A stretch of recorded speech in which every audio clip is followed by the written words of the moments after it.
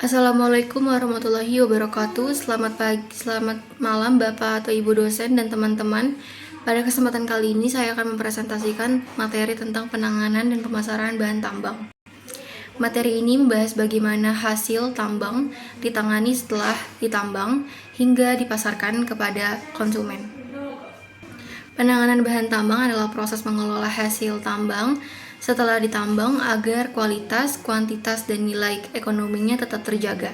Sedangkan pemasaran bahan tambang adalah kegiatan menjual dan menyalurkan hasil tambang kepada konsumen atau industri sesuai kebutuhan pasar.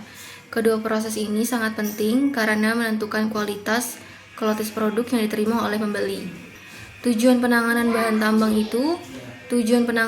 tambang yaitu menjaga kualitas hasil tambang, mengurangi kehilangan material selama proses pengangkutan, mempermudah penyimpanan, meningkatkan nilai jual, dan menjamin keselamatan kerja. Dengan penanganan yang baik, hasil tambang dapat dipasarkan dalam kondisi yang tetap berkualitas. Tahapan penanganan bahan tambang. Tahapan penanganan dimulai dari pengangkutan hasil tambang dari lokasi penambangan menuju stockpile. Selanjutnya dilakukan penyimpanan, pemeriksaan kualitas atau quality control, pengolahan bila diperlukan, kemudian pemuatan ke alat transportasi hingga akhirnya dikirim kepada konsumen. Peralatan penanganan bahan tambang. Dalam proses penanganan digunakan beberapa alat, yaitu dump truck untuk mengangkut material, wheel loader untuk memindahkan material, conveyor belt sebagai alat pemindahan secara terus-menerus, crusher untuk memperkecil ukuran batuan, dan stockpile sebagai tempat penyimpanan sementara sebelum pengiriman. Pengertian pemasaran bahan tambang. Pemasaran bahan tambang merupakan kegiatan menawarkan, menjual, dan mendistribusikan hasil tambang kepada konsumen.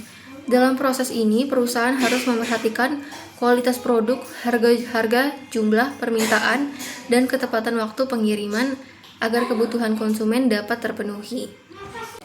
Proses pemasaran bahan tambang. Proses pemasaran dimulai dari analisis kebutuhan pasar, kemudian menentukan kualitas produk yang akan dijual, menetapkan harga, melakukan negosiasi dengan pembeli, membuat kontrak penjualan, mengirimkan produk, dan diakhiri dengan proses pembayaran sesuai kesepakatan. Faktor yang mempengaruhi pemasaran. Beberapa faktor yang mempengaruhinya itu pemasaran bahan tambang adalah kualitas bahan tambang, harga pasar dunia, permintaan industri, biaya transportasi, kebijakan pemerintah, dan kondisi ekonomi global. Semua faktor tersebut dapat mempengaruhi keberhasilan penjualan hasil tambang. Kendala penanganan dan pemasaran. Dalam pelaksanaannya terdapat beberapa kendala seperti kerusakan material saat pengangkutan, perubahan harga pasar yang tidak stabil, cuaca yang menghambat pengiriman logistik, serta persaingan antar perusahaan. Oleh karena itu, diperlukan pengolahan yang baik agar kendala tersebut dapat diminimalkan. Contoh, penerapan sebagai contoh pada pertambangan batubara. Hasil tambang diangkut menggunakan dump truck menuju stockpile.